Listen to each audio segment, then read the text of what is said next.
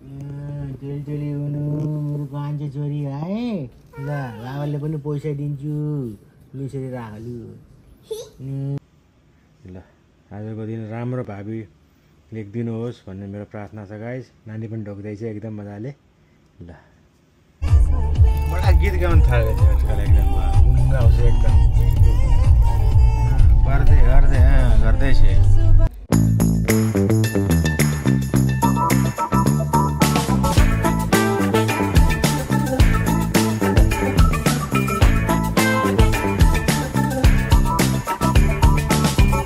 hello guys what's up good morning सबैजनालाई आरामै सन्चै हुन्छ होला म पनि सन्चै छु गाइज होइन बिहानको चाहिँ अहिले बिहान चट्ट 11:30 बजिसकेको छ गाइज होइन अनि मैले चाहिँ आजको भिडियो चाहिँ एकदमै स्पेसल रहेको छ किनभने मेरो आज नानी जन्मेको 6 दिन भइसकेको छ र भाबीले लेखान्त लेखे जस्तै बच्चाहरूको चाहिँ छैटी मनाउने गरेको छ हामीले चाहिँ गाइज होइन त्यही भएर चाहिँ आज एउटा छैटी सानो प्रोग्राम गरौँ भनेर नानीको लागि चाहिँ एउटा डट कलमहरू किन्नु पर्यो भनेर चाहिँ म चाहिँ वालमार्टतिर जान लाग्यो guys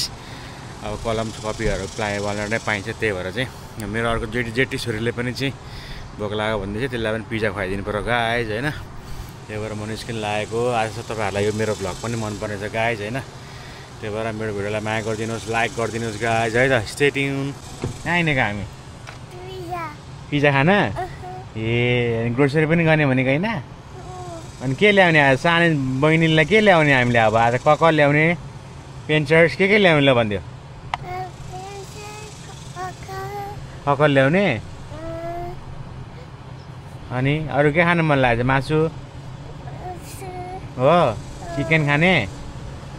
pizza you one pizza okay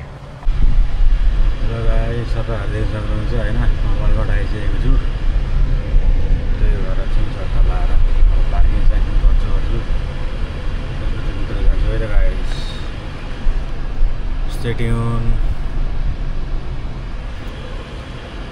guys म चाहिँ टोय सेक्सनमा छु होइन तर अब एउटा सानो किनिदिनु पर्यो अब बच्चाले अहिले बुझ्दैन नि त भर्खर 6 दिन हुँदैछ उसलाई पनि चाहिहाल्यो उसलाई पनि चाहिन्छ के गर्ने ल यो दिने है बेबीलाई ओके ल को छ विच वान दिस वान ल हेरिदियो नि त ल त्यसो हेर्नु त्यो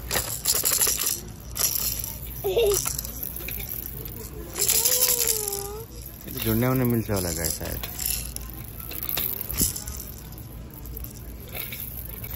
बेबीलाई भनेर उसैले खेलिरहेको थियो गाई बेबीलाई दिने ओके आज मैले छैटीको लागि चाहिँ कपी एउटा कपी अनि एउटा कलम लिइसकेको छु होइन र अहिले तपाईँ देख्न सक्नुहुन्छ लिइसकेको छु गाइज होइन अब म बिस्तारै घर पनि जान्छु होला अलिकति हल्का सागसब्जीहरू पनि छैन त्यो पनि सागसब्जीहरू पनि लिनु पर्यो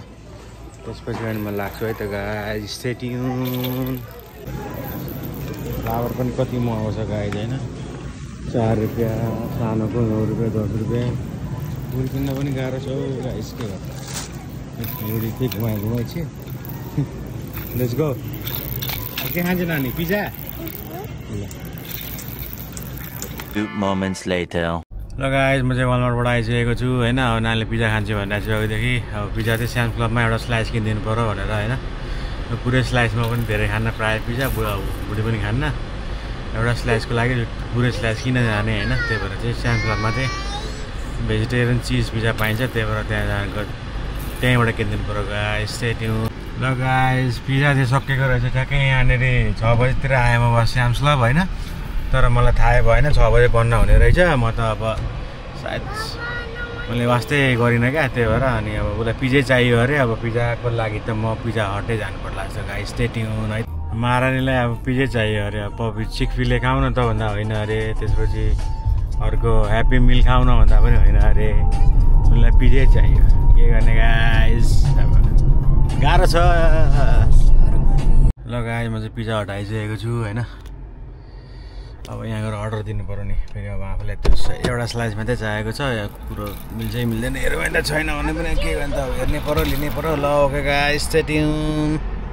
ल गाइस मैले पिज्जा ल्याइसकेको छु होइन पिज्जा हट एउटा स्लाइस कि के स्लाइस छ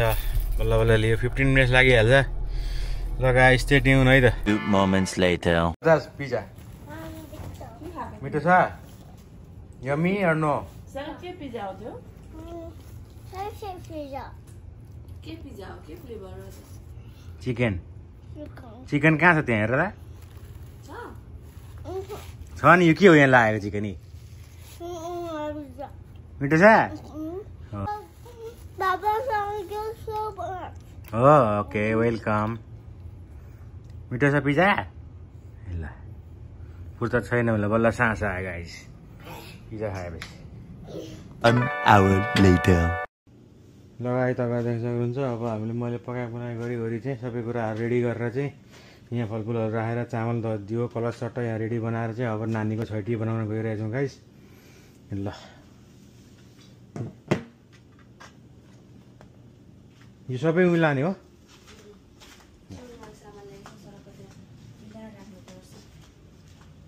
कहाँ छेउमा राख्ने हो यो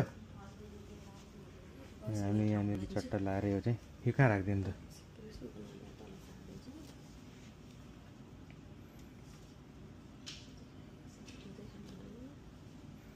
मस्तोतिर चाहिँ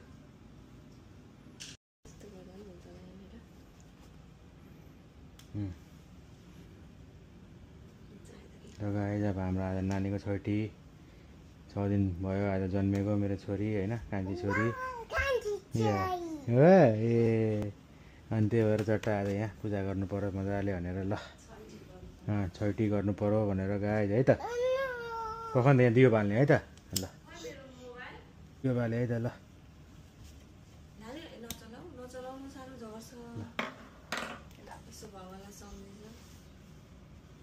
रक्षा गर्नुहोस् प्रभु के भयो हातेले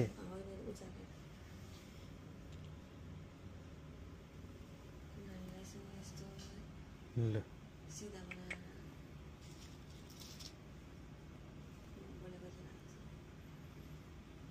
ल रक्षा गर्नुहोस् प्रभु कुलदेवता एकदमसँगले जे आउँछ जस्तो आउँछ त्यसरी नै जानियो है ल आजको दिन राम्रो भावी लेखिदिनुहोस् भन्ने मेरो प्रार्थना छ गाइस नानी पनि ढोक्दैछ एकदम मजाले ल बिस्तारै राखिदिन्छु नानीतिर हान मनतिर हान राखन अहिले एकछिनमा दिन्छु बाबा ल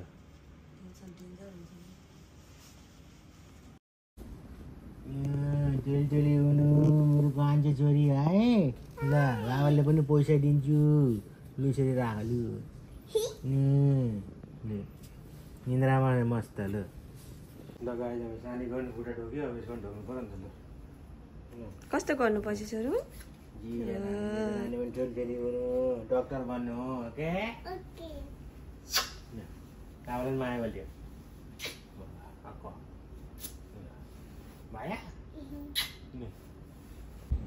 ल गाइस तपाईँहरूले हेरिहाल्नुभयो 30 पनि हाम्रो नानीको चाहिँ पूजापाठ हामीले गरिसकेका छौँ होइन